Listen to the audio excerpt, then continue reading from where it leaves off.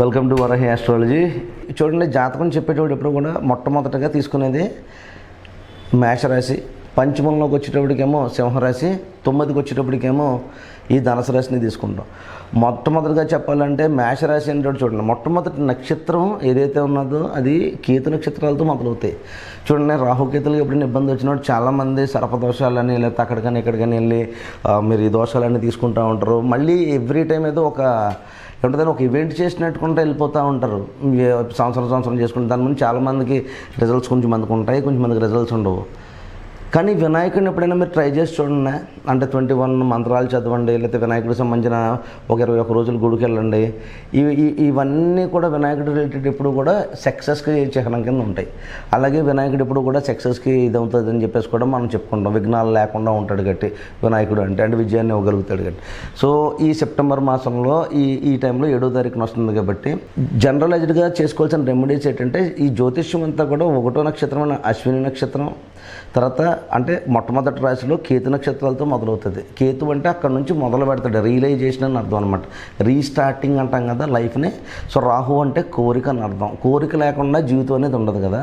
So ఎప్పుడు కూడా ఏదో కోరిక రగులుతూ ఉంటుంది. రాహు జనరల్గా ఏంటంటే కోరికలు అంటే అక్కర్లేని కోరికలన్నీ తీసుకొచ్చేది రాహు అయితే, అలాంటి కోరికల్ని చెప్తే వినరు ఎవడోని. దాన్నే కర్మ అని చెప్తాం కదా. కర్మ అనేటప్పుడు ఏమవుతుందంటే టైమే సెట్ చేద్ది, కాలమే మారుతుంది. ఈ కాలమే మారుతుంది అనే మాట ఏదైతే ఉన్నదో that is what Ketu. Ketu brings realization. నేను మొన్న ఏదో కామెంట్ చదివాను, ఏదో ఒక భాషలో చెప్పని చెప్పేసి పెట్టాడు మెసేజ్. చాలా మంచిదే, కానీ కొంచెం నాకు ఇంగ్లీష్ కూడా అలవాటు అవ్వడం. జనాలు ఈ మధ్యన అందరూ కూడా ఎడ్యుకేట్ అయ్యి ఉన్నారు కాబట్టి పెద్దగా ఏం ఫీల్ అవ్వరని నేను అనుకుంటున్నా. సో ఈ రియలైజేషన్ ప్రాసెస్కి సంబంధించి కేతు అంటే పనిష్మెంట్ ప్లానెట్స్ అని చెప్తాం. ఇప్పుడు చూడండి, శని ఎప్పుడు ఇబ్బంది పెడతాడని, లేకపోతే శని ఎప్పుడు డిలే చేస్తాడని, లేకపోతే రవి ఎక్కడైనా ఎవరైనా వేరే ప్లానెట్ ఏదైనా కంబస్ట్ అయితే అక్కడ ఇబ్బంది పడుతుందని చెప్పేసి, లేకపోతే రవితో ఏదైనా ప్లానెట్ క్లోజ్ అయినప్పుడు ఇబ్బంది అవుతుందని, ఇలా చాలా జాతకాలు చాలా రకాల దోషాలు ఉన్నాయి. వాటన్నిటినీ కూడా రియలైజేషన్ చేసేది ఇప్పుడు కూడా కేతు మహాదశ. కేతు కరెక్ట్గా ఉంటే జాతకంలో లాట్ ఆఫ్ మనీ ఉంటుంది, ముందు డబ్బు. కేతు చూడండి, ఎప్పుడైనా కేతువుకి ఏదైనా జరిగిందంటే జ్యోతిష శాస్త్రంలో వినాయకుడిని పూజించమని ప్రత్యేకించి చెప్తారు. అందుకనే మొట్టమొదటి నక్షత్రం జాతకంలో అశ్విని నక్షత్రం అక్కడి నుంచి మొదలవుతుంది. అంటే అక్కడి నుంచి జన్మ ప్రారంభం అవుతుందని అర్థం. మళ్ళీ అక్కడి నుంచి ఉంటే పంచమం అంటే పిల్లలు, లేకపోతే కనుక పూర్వజన్మలో చేసుకున్న పుణ్యం, ఇవన్నీ కూడా రవికి సంబంధించి ఉంటాయి. అంటే సింహరాశిలో మళ్ళీ మొట్టమొదటి నక్షత్రం మకా నక్షత్రం, ఇది కూడా కేతు నక్షత్రం. జీవితం ప్రారంభం అనేది ఇక్కడ మొదలవుతుంది. అంటే పూర్వజన్మలో చేసుకున్న సుకృతాలను బట్టి, ఆ పుణ్యాలను బట్టి మన జీవితం మళ్ళీ అశ్విని నక్షత్రం నుంచి మొదలైతే మళ్ళీ పంచమం అంటే పంచమం రాశి అనేటప్పటికీ మీకు మకా నక్షత్రంలో మళ్ళీ కూడా కేతు అనేది అవుతుంది. మళ్ళీ అక్కడి నుంచి మీరు చూస్తే మళ్ళీ తల్లిదండ్రులను ఎవరికి పుట్టాలా, ఇవన్నీ కూడా ఏంటంటే అదృష్టవశాత్తు జరగాల. లేకపోతే జీవితంలో మనకి ఎలాంటి గురువులు దొరుకుతారు, లేకపోతే గైడెన్స్ కానీ ఇలాంటి, లేకపోతే చదువుకు సంబంధించిన విషయాలు కానీ ఇలాంటి మంచి విషయాలన్నీ కూడా అదృష్టాన్ని బేసి ఉన్నాయన్నీ కూడా మళ్ళీ 9వ స్థానంలో ధనుసు రాశి నుంచి ఉంటాయి. ధనుసు రాశిలో మళ్ళీ కేతు నక్షత్రం ఏంటి, మూలా నక్షత్రం. అంటే ఫస్ట్ది అశ్విని, మక, మూల, ఈ మూడిటి ట్రయాంగిల్స్లోనే మీరు చూడండి ఎప్పుడు కూడా పంచం 5 రాశులకి కేతు నక్షత్రాలు పడతాయి. 9 నక్షత్రం తర్వాత వచ్చేది కూడా కేతువే.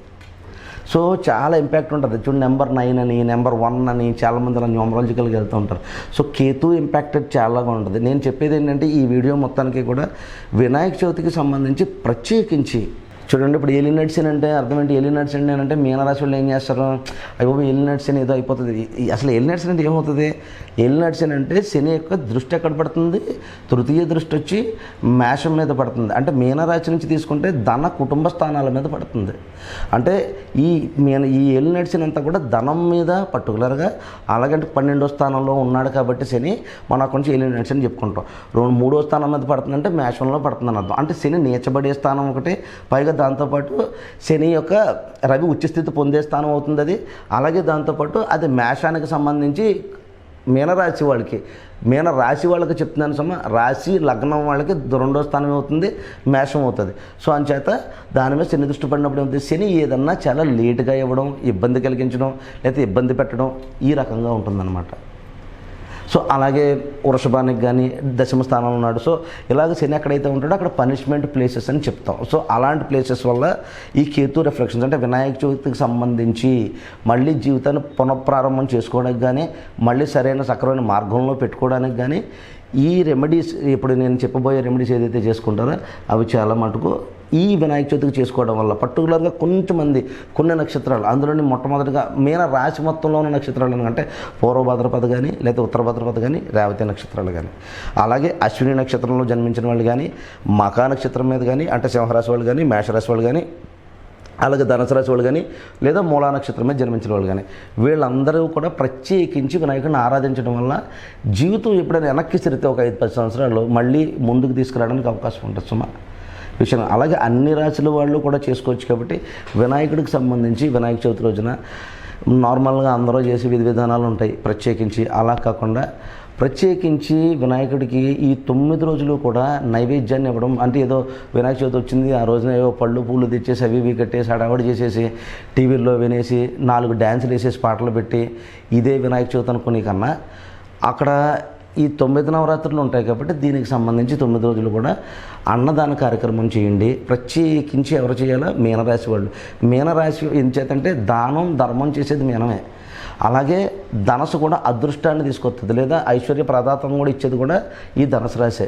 అంచేత అంటే తల్లిదండ్రులకు సంబంధించి పూర్వీకులకు సంబంధించి ఉంటాయి కాబట్టి వాళ్ళ పేరు మీద కానీ ఏదైనా సరే ప్రత్యేకించి ఈ 9 రోజులు కూడా స్వామివారికి నైవేద్యాన్ని సమర్పించడం, ప్రతిరోజు కూడా దీపారాధన సంధ్య వేళలో చేసుకోవడం ఉత్తమమైన పని. అలాగే అందరూ చెప్పేది ఏంటంటే కథ విన్న తర్వాత అక్షంతలు అయితే వేసుకోమంటారు కాబట్టి అక్షంతలు వేసుకునే ప్రయత్నం చేయండి. Okay, so this is the thing. ఈ కాన్సెప్ట్లో అన్ని రాశులు చేసుకోవచ్చు కానీ ప్రథమంగా చేసుకోవాల్సిన వాళ్ళు ఈ వినాయక చవితికి ముఖ్యంగా ఏం చేతంటే గురుడు వక్రించి ఆల్మోస్ట్ మీకు నెక్స్ట్ మార్చి వరకు నడుస్తున్నాడు.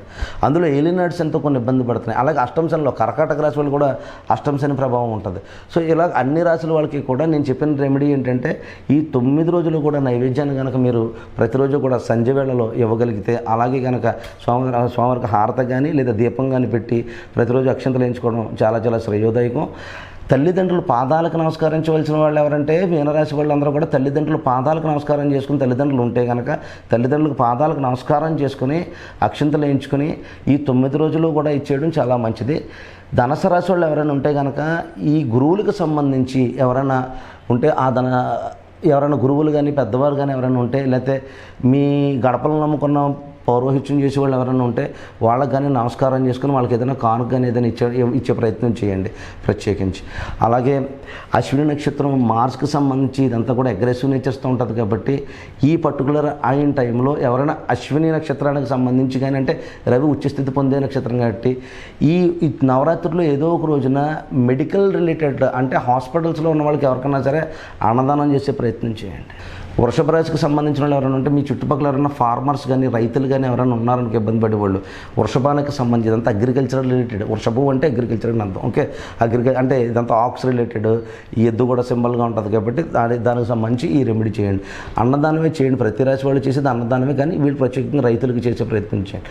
అలాగే జెమినై అంటే మిథునానికి సంబంధించి వచ్చి చిన్న చిన్న వ్యాపారాలు చేసుకునే వాళ్ళు ఎవరైనా ఉంటారు కదా, మీరు ఏదైనా ₹1 పెట్టుకునేటప్పుడు ఫర్ ఎగ్జాంపుల్ చెప్తున్నాను సుమా, ఏ బొడగలు అమ్ముకునేవాడో ఉంటాడు, ఏ కారు దగ్గరకు వచ్చినప్పుడు లేకపోతే ట్రాఫిక్లో ఆగినప్పుడు వాడు ఏదో ఇబ్బంది పడుతుంది, ₹10 ఎక్స్ట్రా ఇచ్చి కొనుక్కోండి. అటు మామూలుగా ₹10 ₹50 తీసుకుంటాడు, ఇంకో 10 100 ఎక్స్ట్రా ఇచ్చి తీసుకునే చిన్న చిన్న వ్యాపారాలకి హెల్ప్ చేసే ప్రయత్నం చేయండి. మిథునానికి సంబంధించి కర్కాటకానికి సంబంధించి ప్రత్యేకించి ఇంటికి ఆవు కానీ ఈ కుక్కలు కానీ అలాంటివి ఏదైనా వస్తే కనుక వాళ్ళ ఇంటిలో లేకపోతే ఇంటి ఆవరణకు సంబంధించి ఇది చేసే ప్రయత్నం. అష్టమంలో చిన్న నడుతున్నాడు కాబట్టి ఎవరన్నా బ్రాహ్మణులు ఎవరన్నా ఇంటికి వచ్చి భోజనం చేస్తారంటే ఈ నవరాత్రులు ఎవరికైనా భోజనం పెట్టే ప్రయత్నం చేయండి. అలాగే ఈ 9 రోజులు కూడా ఈ నైవేద్యాలు ఇచ్చే ప్రయత్నం చేయండి. అలాగే సింహరాశికి వచ్చేటప్పటికి ప్రత్యేకించి సింహరాశి అంటే ఫాదర్ రిలేటెడ్ ఈ కంటెంట్ అంతా ఉంటుంది కాబట్టి రవి భగవానుడికి ప్రత్యేకించి రవికి ఉన్నటువంటి ఆలయానికి ఎక్కడికి వెళ్ళి సూర్యనారాయణ మూర్తి ఆలయానికి వెళ్ళి అక్కడ ఏదైనా దానం చేయడం కానీ అక్కడ ఎవరైనా పౌరోహిత్యం కానీ ఎవరైనా ఉంటే కనుక వాళ్ళకి ఏదైనా అన్నదానం చేసే ప్రయత్నం చేయండి. అలాగే 6th హౌస్కి వచ్చేటప్పటికి కన్యారాశి. ఈ కన్యారాశి యాక్చువల్గా ఈ ఫైనాన్స్ అండ్ అకౌంట్స్ రిలేటెడ్గా ఉంటుంది ఇదంతా. సో దీనికి సంబంధించి ఈ కన్యారాశికి చంద్రుడికి సంబంధించి ఎందుకంటే ఇందులో హస్త చిత్త ఈ నక్షత్రాలు అన్నీ కూడా అందులో ఇది ఉంటాయి కాబట్టి ప్రత్యేకించి కన్యారాశికి వచ్చేటప్పటికి దేవాలయాల్లో మామూలుగా అన్నదానం చేస్తూ ఉంటారు కదా, అక్కడ డొనేషన్ ఇవ్వండి. మీకు మళ్ళీ చెప్తున్నాను, కన్య అంటే ఈ కన్యారాశికి వచ్చేటోడికి ఇందులో శుక్రుడు నీచత్వం పొందుతాడు. చాలామంది హస్త కానీ చిత్త కానీ వీళ్ళకి మెరిటల్ లైఫ్స్ బాగోవు. అలాగే మీనానికి కూడా శుక్రుడు అక్కడ ఉచ్చస్థితి పొందినా కూడా వాళ్ళకు కూడా మెరిటల్ లైఫ్ సక్రమంగా ఉండవు. ప్రత్యేకించి ఈ మీనం కానీ కన్య కానీ ప్రత్యేకించి చేసుకోవాల్సింది ఏంటంటే కనుక మీరు దేవాలయంలోకి వెళ్ళి అన్నదాన కౌంటర్ దగ్గర డొనేట్ చేయండి.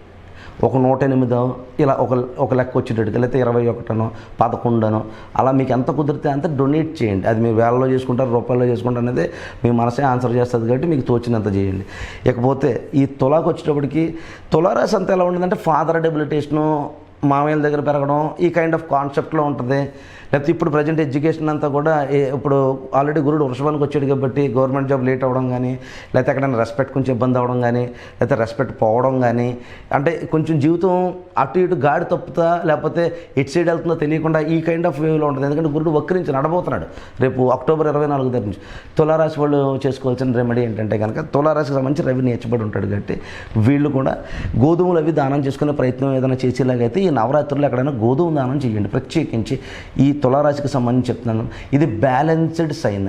ఓకే, ఇందులో ఉచ్చస్థితి పొందేది ఎవరు? శని. ఇందులో నీచస్థితి పొందేది ఎవరు?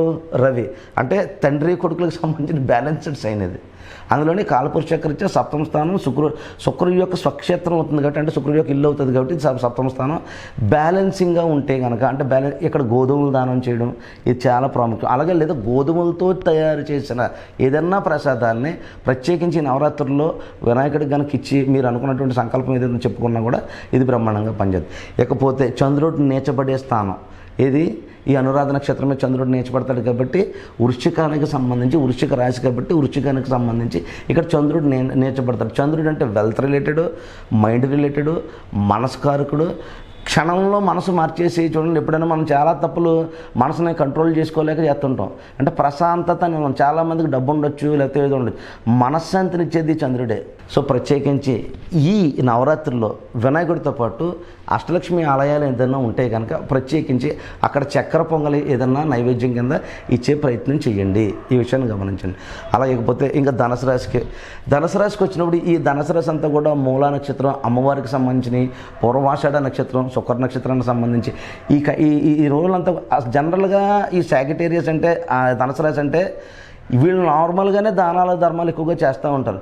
కానీ ఇక్కడ ఒక విషయాన్ని గుర్తుపెట్టుకోండి, ఈ ధనుసు రాశి వాళ్ళు ఎవరైతే గురువులు ఉన్నారో, పూర్వం లేకపోతే ఎవరైనా గురువులు కానీ ఎవరైనా ఉన్నా, లేకపోతే ఇంతకుముందు మీ ఇంటికి ఎవరైనా గురువులు వచ్చినా, లేకపోతే మీ నాన్నగారి దగ్గర నుంచి ఏదన్నా ఉన్నా, లేదంటే పలానా వాళ్ళు ఉండేవారా అని చెప్తారు కదా, అలాగా మర్చిపోయిన గురువులు ఎవరైనా ఉంటే వాళ్ళకి దానం కానీ ధర్మం కానీ చేసుకోవడం కానీ, లేకపోతే వాళ్ళకి కానుక రూపంలో ఏదైనా ఇవ్వడం కానీ చాలా శ్రేయోదాయకం.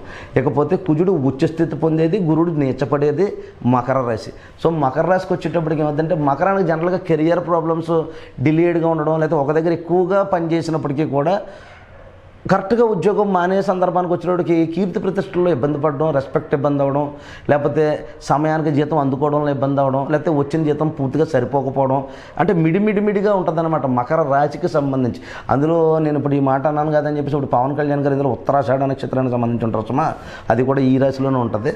సో హైక్స్ ఉండొచ్చు, బట్ ఒకటైతే కొంచెం జీవితం అటు ఇటు మలుపులు తిరుగుతూ ఉండే రాశుల్లో మకరం ఒకటే.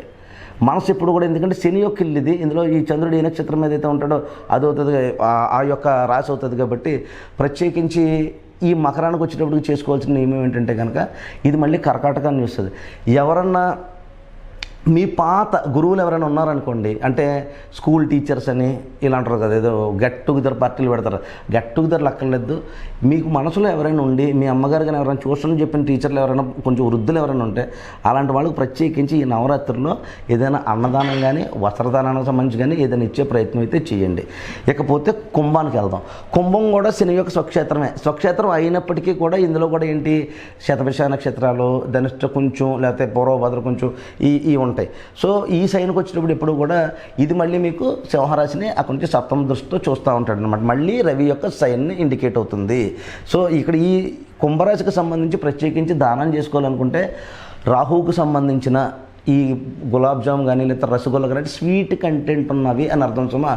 అలాంటివి ఎవరికన్నా ప్రత్యేకించి ఈ కుంభరాశి వాళ్ళు, ఇది యాక్చువల్గా గ్లోబల్ సైన్ అని చెప్తాం కాబట్టి ఈ రాశి వాళ్ళు ఎవరైనా సరే ప్రత్యేకించి ఓల్డేజ్ హోమ్స్లో ఈ రసగుల్లాలు కానీ అలాంటిది ఏదైనా ఇచ్చే ప్రయత్నం చేయండి. ఈ నవరాత్రుల్లో నైవేద్యాలతో పాటుగానే ఓల్డేజ్ హోమ్స్లో ప్రత్యేకించి ఎవరికైనా షుగర్ లేకుండా అలాగ, లేకపోతే షుగర్ ఫ్రీ స్వీట్స్ కూడా అమ్ముతారు కాబట్టి అలాంటి దృష్టిలో పెట్టుకుని ఈ రాహు రిలేటెడ్ ఏదైనా ఇచ్చే ప్రయత్నం, ఎందుకంటే 4 పాదాలు ఇందులో శతభిష నక్షత్రమే ఉంటాయి. పూర్వభాద్రపద కొంచెం ఉంటుంది, అలాగే మీకు ధనిష్ట కొంచెం చేరుతుంది. కాబట్టి పూర్తిగా ఉన్నది ఏదైనా ఉంటే శతభిష నక్షత్రం. పూర్వభాద్రపదిలో కూడా ఎవరన్నా డొనేట్ చేసేటప్పుడు ఈ ఆశ్రమాలు ఏదైనా ఉంటే వాళ్ళకి షుగర్ ఉండే ఇబ్బంది ఏమైనా ఉంటే కనుక షుగర్ ఫ్రీ కానీ తినేవాళ్ళు ఎవరైనా ఉంటే కనుక అక్కడ ఈ స్వీట్స్ డొనేట్ చేసే ప్రయత్నించండి. ఇక మీనం ఆల్రెడీ చెప్పాను కదా, మీనానికి ఇప్పుడు ఈ కన్యకి marital problems, financial headaches, life ఇలా తిరుగుతుంటుంది. అది ఒక స్టీరింగ్ స్టైల్ ఇది. సో మీన రాశికి ప్రత్యేకించి రెమెడీస్ వచ్చేటప్పటికి పులిహోర కానీ ఎల్లో కలర్ రిలేటెడ్గా పులిహోర ఏదైనా ఉంటే కనుక ఈ 9 రోజులు కూడా మీరు ఎంతమందికి పంచగలిగితే అందుకనే పులిహోర అని చెప్పాను. అందరూ చేసుకోవడానికి వీలుగా ఉంటుంది కాబట్టి ఈ పులిహోర ఎంతమందికి అయితే పంచగలరో మీ చేతితో అంతమందికి పంచండి. అలాగే దాంతోపాటు శనగలు ప్రత్యేకించి ఈ మీనరాశి వాళ్ళకి చెప్తున్నాను, ఎందుకంటే ఇక్కడ శుక్రుడు ఉచ్చస్థితి పొందుతాడు, బుధుడు నీచస్థితి పొందుతాడు. సో 2 ఇట్స్ ఉంటాయి. పైగా ఇది గురుడు స్వక్షేత్రం. సో అంచేదంటే ఏదైనా శనగలు ఏదైనా ఉంటే కనుక ఈ 9 రోజుల్లో కూడా ఈ స్వామివారి నైవేద్యం దగ్గర కొంచెం పెట్టి ఎవరికైనా పంచే ప్రయత్నం, ఎంతమందికి పంచగలిగితే మీనరాశికి అంత వెల్త్ అనేది జనరేట్ అవుతుంది. ఈ ఇందాక చెప్పినవన్నీ రెమెడీస్ కూడా వెల్త్ రిలేటెడ్ రెమెడీస్. ముందు మనశ్శాంతి ఉంటుంది, మనశ్శాంతి ఉంటే ఆటోమేటిక్గా డబ్బులు అయ్యి వస్తాయి. సో ఇది వీడియో బాగా లాంగ్ లెంత్ అయింది. సో మరొక వీడియోతో మళ్ళీ కలుద్దాం. సెలవు.